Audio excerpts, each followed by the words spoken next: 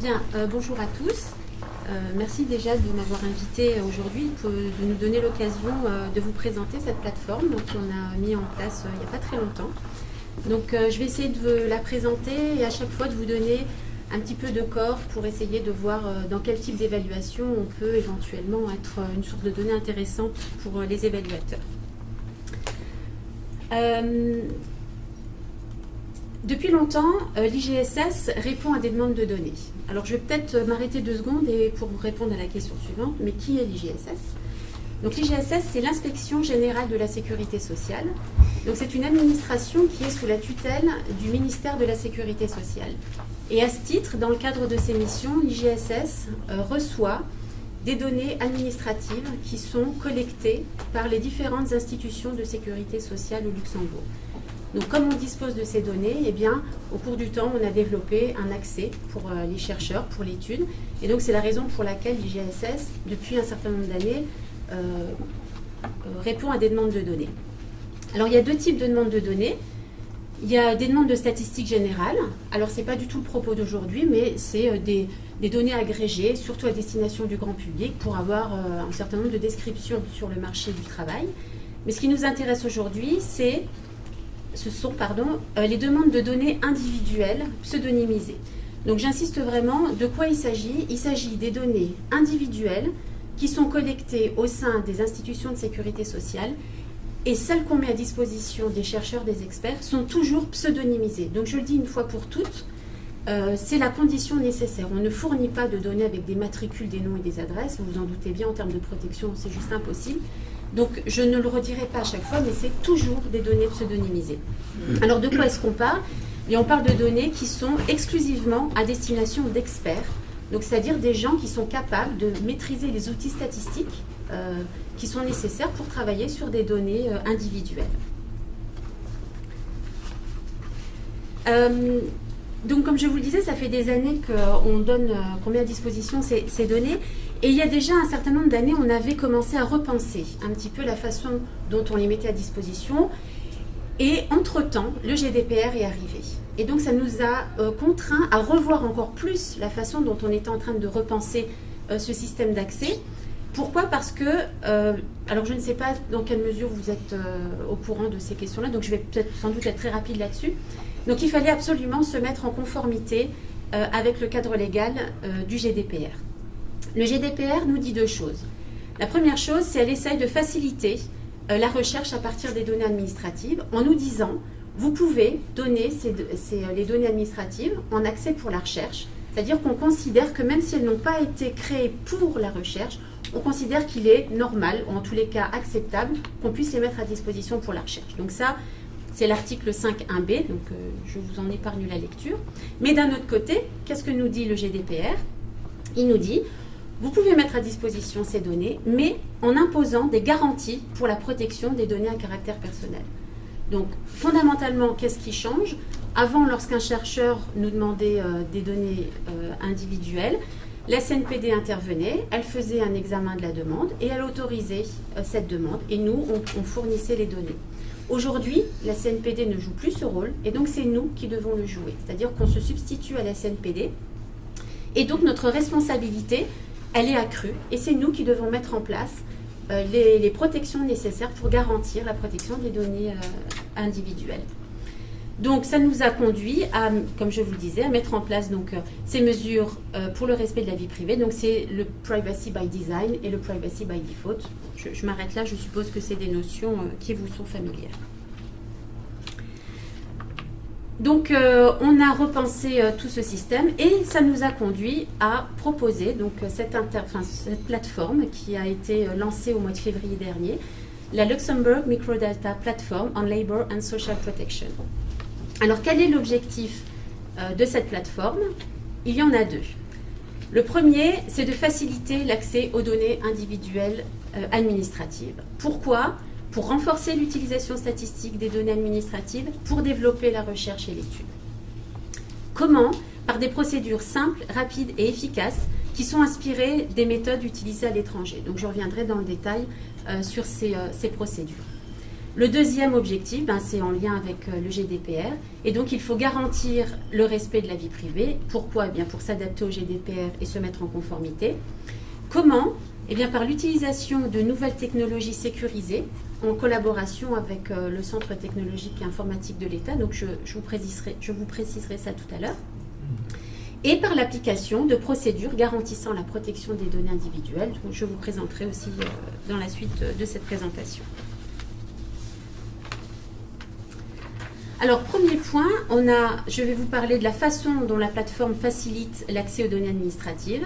Et deuxième point, comment est-ce qu'elle garantit la protection des données.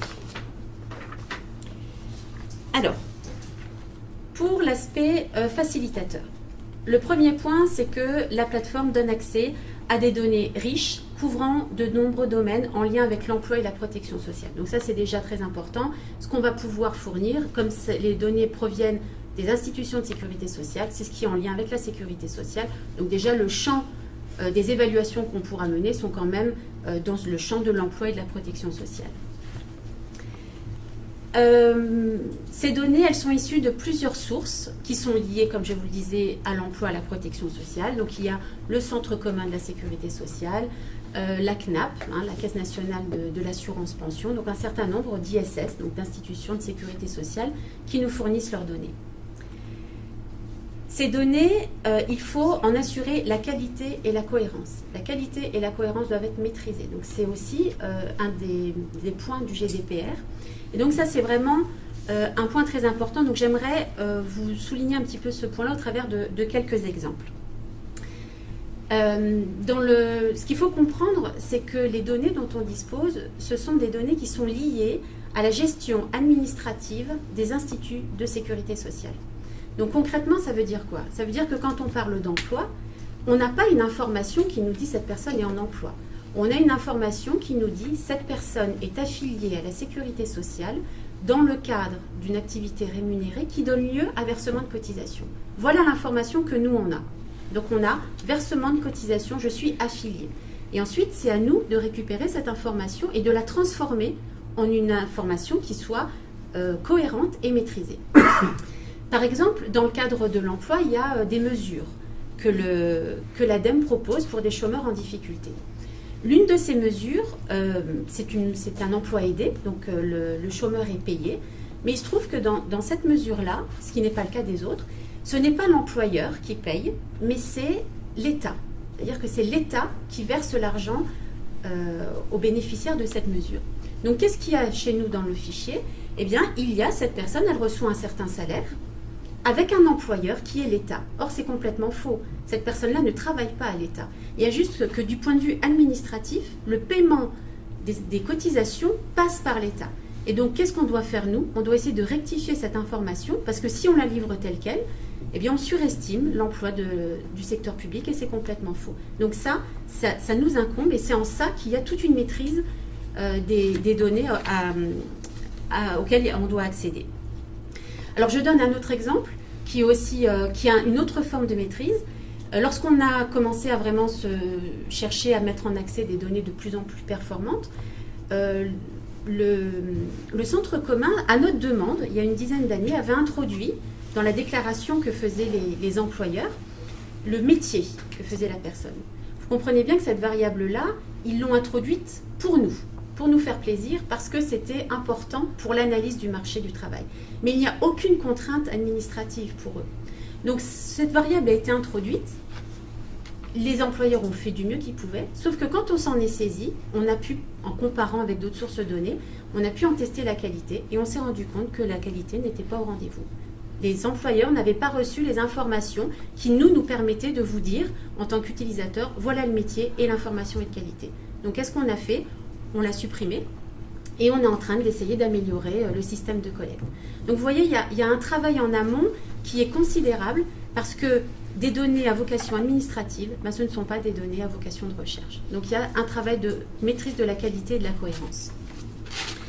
Alors, le deuxième point, donc ça rejoint un peu ce que je disais, elles doivent être formatées pour la recherche. Donc, à nouveau, pour vous donner un petit peu de chair, si on avait l'intention d'évaluer l'impact du congé parental sur la trajectoire professionnelle des femmes, Et il faut savoir que dans les données administratives, lorsqu'une femme rentre en congé parental à taux plein, eh bien, elle ne va plus payer de cotisation sociale au titre de son emploi, mais au titre du congé parental qui lui est versé. Donc, qu'est-ce qui se passe? Le centre commun clôture son occupation. Donc, c'est comme si cette personne n'appartenait plus au marché du travail. Si nous, on ne corrige pas ça, on donne l'impression que la femme va travailler, elle a travaillé, elle s'interrompt 1 an, enfin 6 mois, c'est comme si elle n'appartenait plus au marché du travail, et puis elle recommence et on a l'impression que c'est 2 emplois différents, alors que pas du tout. Donc ça, c'est nous qui devons rétablir les informations de façon à ce que ce qu'on va donner aux chercheurs, ce soit vrai, et ça lui permette de reconstituer des trajectoires qui soient réelles et qui ne soient pas comme ça dépendantes de contraintes purement administratives, alors que ça n'est pas l'objet ici. Donc voilà pour l'aspect formaté pour la recherche. Ensuite, on les met à disposition sous la forme de registres thématisés et interconnectables. Alors, à nouveau, ça veut dire quoi? Le centre commun collecte des informations qui parlent des cotisations qui sont payées. Les cotisations, on en paye sur les salaires, mais on en paye aussi sur certaines prestations, par exemple le congé parental. Ça veut dire que toutes ces informations sont dans un même fichier pour nous. Or, le chercheur, c'est pas ça qui l'intéresse. Lui, qu'est-ce qu'il lui faut? Il lui faut un endroit où il va trouver des informations sur les caractéristiques sociodémographiques des individus, donc quelque chose qui soit propre et isolé. Et puis après, certaines informations qui sont liées au fait qu'ils soient affiliés ou pas au système de sécurité sociale. Alors pourquoi ça c'est fondamental en termes de recherche? Vous avez des gens qui sortent du marché du travail et qui deviennent inactifs, et à ce titre-là, ils bénéficient d'une coassurance par rapport à leur conjoint. Eh bien, nous, on est capable de les repérer, ces gens-là. Donc, quelle information on donne en vous disant ils sont coassurés? Eh bien, on vous dit juste ils sont encore dans le pays. Et c'est toute la différence entre quelqu'un qui restera dans le pays et qui sera inactif, et qui sera juste sorti du marché du travail luxembourgeois, et quelqu'un qui aura quitté le pays. Vous voyez bien l'impact que ça a dans un pays comme le Luxembourg, où il y a une immigration très forte. C'est-à-dire que si on n'est pas en mesure d'identifier les gens qui ont quitté le pays, on biaise complètement l'analyse, parce qu'on va croire que ces gens sont devenus inactifs, alors qu'en réalité, ils se portent juste sur un autre marché du travail. Donc vous voyez, il faut vraiment faire le lien entre l'information qui est dans les données administratives et celle que nous, on veut pouvoir avoir pour l'analyse du marché du travail et de la question de la sécurité sociale. Donc on a un autre registre qui centralise toutes les caractéristiques des emplois, un autre registre qui parle des caractéristiques et la composition des entreprises. Donc vous vous doutez bien qu'à la sécurité sociale, ça n'entre pas en ligne de compte, ça c'est pas important pour eux. Mais nous, qu'est-ce qu'on peut faire? Grâce aux informations qu'on a, on arrive à reconstituer cette information en comptant le nombre de personnes qui, à un mois donné, sont dans chaque entreprise. Ensuite, on a un registre sur les prestations sociales et les revenus de remplacement, donc toutes les prestations qui sont perçues par les individus. Un registre sur les absences au travail, donc pour pouvoir éventuellement faire des évaluations d'impact sur l'intervention du statut unique au Luxembourg à partir de 2009.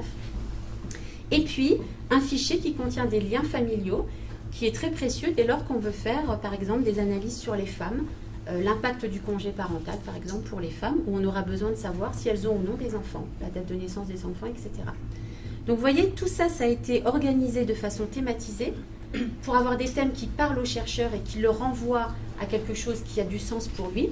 Et tous ces registres sont interconnectables pour qu'ils puissent faire les liens entre ces différents éléments. Alors, si vous voulez que je vous donne un exemple qui donne un petit peu à nouveau du corps à tout ça, si on reprend l'exemple d'une étude qui porterait sur l'évaluation du congé parental sur la trajectoire professionnelle des femmes, bien de quoi on a besoin?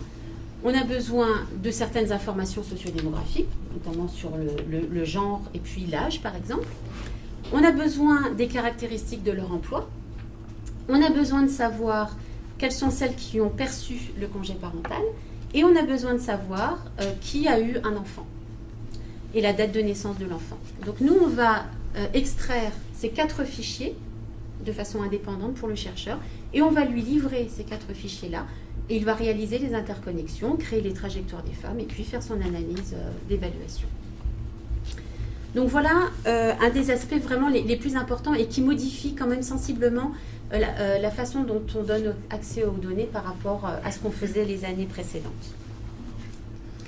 Les données sont disponibles mois par mois, donc pour tout ce qui est analyse de trajectoire, c'est très performant puisqu'on a l'ensemble des transitions, et elles sont disponibles à partir de 2002.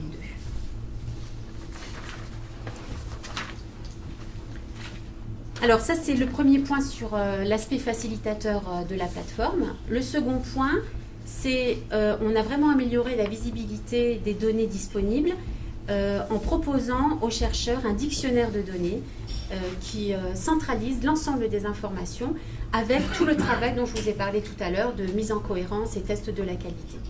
Donc ça, c'est vraiment une avancée importante parce que un dictionnaire de données dans un système d'accès aux microdonnées, c'est la pierre angulaire du système et ça permet aux chercheurs de savoir ce qu'il peut faire et si les idées qu'il a sur telle ou telle analyse d'évaluation, bien si elles sont réalisables par rapport à ce qu'on propose.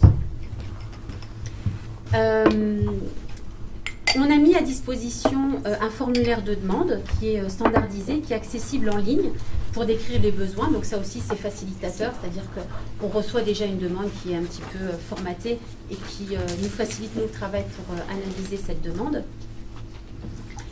On est en train, donc là c'est pas tout à fait achevé, mais on est en train de mettre en place un système pour pouvoir faire des extractions rapides et efficaces. Donc en mettant en place des procédures d'automatisation. Donc ces procédures-là sont en cours. Donc c'est vrai que sur les mois à venir, on n'aura pas encore la réactivité qu'on souhaite avoir, mais on espère pouvoir l'atteindre le plus rapidement possible. Et puis, eh bien, on a une équipe d'analystes et d'informaticiens qui sont à la disposition des chercheurs et qui donc améliorent un petit peu le type d'encadrement qu'on peut proposer. Donc voilà sur l'aspect facilitateur. Donc les éléments que je vous ai décrits là sont centralisés sur le site du ministère de la Sécurité sociale où on a une page dédiée à cette plateforme et où les différents points que je vous ai mentionnés figurent. Alors maintenant j'en viens au deuxième point qui est comment est-ce que la plateforme garantit la protection des données. Alors elle la garantit d'abord par un système d'accès à distance sécurisé développé en collaboration avec le CTIE. Donc jusqu'à présent, les données étaient transmises aux chercheurs par OTX ou par une clé, mais en tous les cas, elles partaient chez lui, c'est-à-dire qu'il les avait ensuite sur son ordinateur. Donc ça, c'est quelque chose qu'on a arrêté. Et évidemment, pour la meilleure façon de sécuriser les données, c'est d'en avoir quand même la maîtrise. Et donc, dès qu'elle part dans la nature, on perd cette maîtrise. Donc ça, c'est vraiment un des aspects les plus importants du système qu'on a développé, c'est un accès sécurisé. Je vous donnerai quelques éléments tout de suite. La deuxième façon par laquelle on garantit la protection des données, c'est tout un ensemble de procédures qui permettent de renforcer la protection des données. Donc je vais un petit peu détailler ça. Alors, premier point, quand on parle d'accès sécurisé, qu'est-ce que ça veut dire ? Bien, de façon très concrète, à l'IGSS, donc par rapport à tout ce que je vous ai dit, on reçoit le chercheur, on a sa demande et on fait les extractions des fichiers dont il a besoin. On demande au CTIE d'ouvrir un bureau virtuel pour ce chercheur ou ces chercheurs. Donc en gros, c'est un projet, un bureau virtuel. Et on vient déposer les fichiers qui sont nécessaires à son analyse sur ce bureau virtuel. On lui dépose également un certain nombre de logiciels qui nous aura indiqué nécessaire à sa recherche. Et puis le chercheur, il est chez lui ou à son bureau et par un système d'authentification forte, donc LuxTrust, il se connecte à ce bureau virtuel et il travaille de chez lui ou de son bureau. Donc ça, c'est le côté sécurité, plus de données qui partent chez le chercheur, mais un accès en remote access. Alors évidemment, quel est l'avantage de ce système ? Bien, on a un contrôle permanent sur l'identité du chercheur. Impossibilité d'extraire, de copier les fichiers. Donc tout a été cadenassé au sein du bureau virtuel pour qu'il ne puisse pas copier, pas imprimer, des sécurités de ce type-là. Et puis l'accès est coupé dès la fin du projet. Donc en gros, on maîtrise ce qu'il fait. Quand c'est fini, on coupe et donc il ne peut pas réutiliser. Donc on garde la maîtrise de ces fichiers-là. Je sais plus où j'en suis. Maintenant, je vous parlais d'un ensemble de procédures qui renforcent la protection. Alors ces procédures, elles agissent à plusieurs niveaux. D'abord, sur la question de l'éligibilité des demandeurs et des projets. Premier point, on s'assurera que le chercheur a une expertise dans l'analyse des données individuelles. La meilleure façon de protéger les données, c'est de les mettre entre les mains de gens qui savent travailler sur des microdonnées, qui donc sont quand même affûtés sur ces questions-là. Le deuxième point, c'est on fera en sorte de fournir les données à des chercheurs qui sont affiliés à des centres de recherche ou à des institutions implantées au Luxembourg. Donc tout ce que je vous décris là, c'est quand même fortement inspiré de ce qui se fait à l'étranger. On n'a pas réinventé la roue, on est allé à Statistique Danemark, qui est quand même un système pionnier dans ces questions-là, et on s'est inspiré très largement de ce qu'ils font. Et le troisième point, évidemment, on s'assure que ce projet a une finalité exclusivement statistique, qui est synonyme de données pseudonymisées. Donc ça va de pair. Donc premier point au niveau de l'éligibilité des demandeurs. Deuxième point, il y a des aspects contractuels très forts. Il y a la signature d'un contrat entre l'IGSS, le chercheur et l'Institut. C'est-à-dire que le chercheur est responsabilisé à son niveau et l'Institut s'engage également pour le chercheur. Lorsqu'on a un premier entretien avec le chercheur, on fera une sensibilisation des chercheurs à la question de la protection des données, parce qu'il y a certaines personnes qui utilisent les données pas de la bonne façon, mais pas parce qu'elles sont malveillantes et qu'elles essayent d'aller prendre des informations, mais juste parce qu'elles ne se rendent pas compte de ce que ça veut dire, la protection des données. Donc on va faire un effort pour vraiment sensibiliser les gens.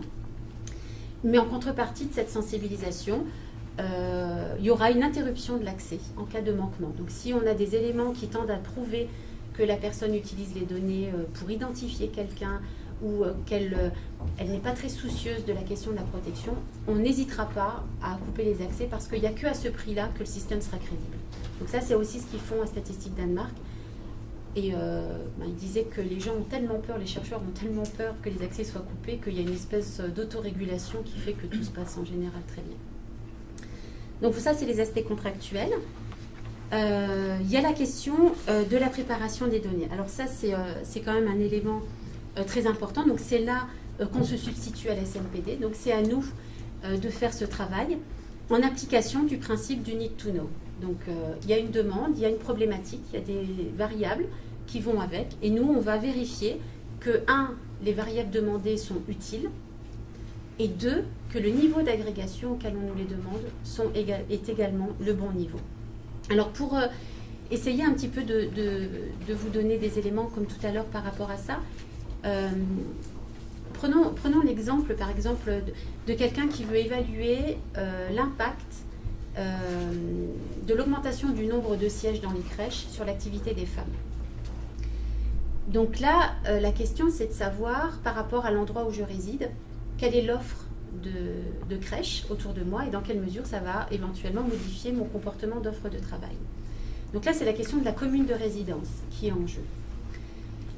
Dans le dictionnaire des données dont je vous ai parlé, on connaît la commune de résidence. Mais je vous disais que dans le GDPR, ce qu'on nous demande, c'est un système de protection par défaut. Or, vous vous doutez bien que la commune de résidence, c'est une variable hyper identifiante, notamment dans un petit pays comme le Luxembourg, où quand on croise la commune avec un âge précis et avec un employeur, on peut très vite retomber sur quelqu'un. Donc, la commune de résidence est une variable hyper sensible. Donc, par défaut, qu'est-ce qu'on dit ? On dit, on ne donne pas la commune au niveau de la commune. On fait une agrégation et pour le Luxembourg, on va donner le canton de résidence. Ça, c'est la protection qu'on met par défaut. Si maintenant le chercheur nous dit, oui, mais moi, pour pouvoir regarder l'effet de l'offre de crèche sur le comportement des femmes, il me faut l'offre dans la commune, sinon ça n'a pas de sens. Bien, très bien. Pour nous, c'est proportionnel. La demande est légitime. Donc, on la documente et on accédera à cette demande plus fine. Et on peut même imaginer, donc la demande, que la personne nous dise, oui, mais dans une ville comme le Luxembourg, la commune ne suffit pas. Il me faut la localité parce qu'une crèche qui est au nord de la ville quand j'habite au sud, ça n'a pas le même effet sur mon offre de travail. Eh bien, nous, on a la localité. Par défaut, on ne la donne pas. Mais si le chercheur nous dit, vous voyez bien que sinon mes résultats ne seront pas bons, eh bien on accédera à ça, mais on le documentera et on pourra justifier du fait que cette demande est proportionnelle et que si on y accédait, c'est parce que la problématique le nécessite. Donc vous voyez, on est sans cesse comme ça sur une balance entre qu'est-ce qui est utile, qu'est-ce qui ne l'est pas. Alors si on doit donner quelque chose de très fin sur la localité, ben, on verra si on ne peut pas essayer de réagréger autre chose pour limiter la réidentification des gens. Donc c'est vraiment au cas par cas où on va essayer de trouver le meilleur équilibre entre utilité des données et protection des données.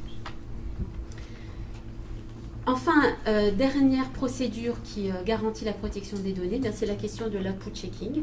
Parce que si on bloque à l'entrée, qu'on ne permet pas aux gens de copier les données, mais qu'on leur permet de sortir n'importe quoi, bah, c'est pas très efficace. Donc là, il y a tout un ensemble de règles qui sont développées, notamment par Eurostat. Donc on a quand même des best practices par rapport à ça.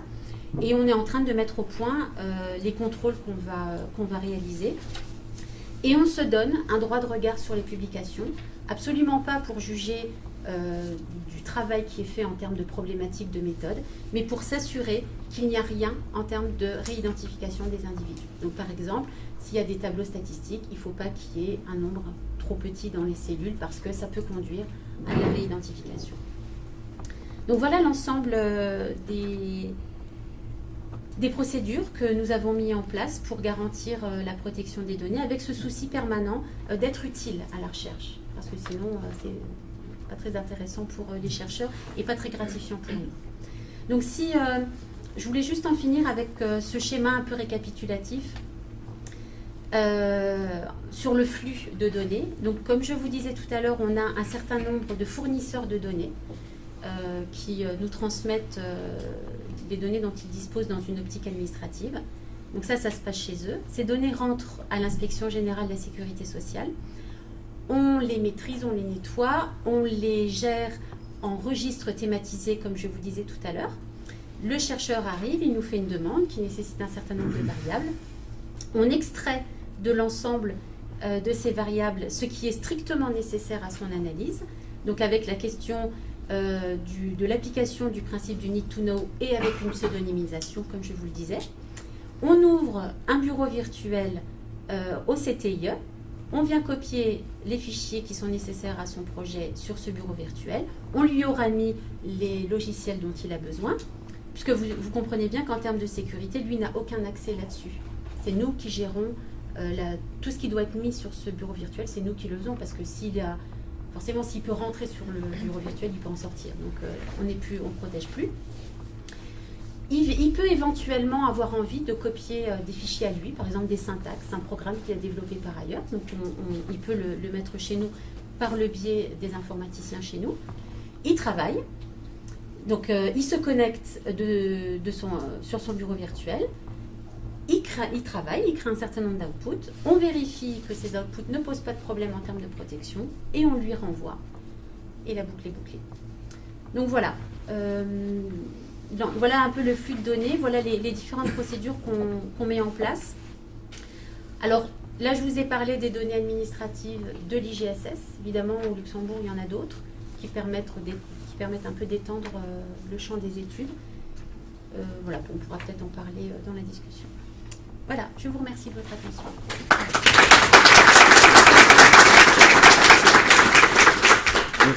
Merci.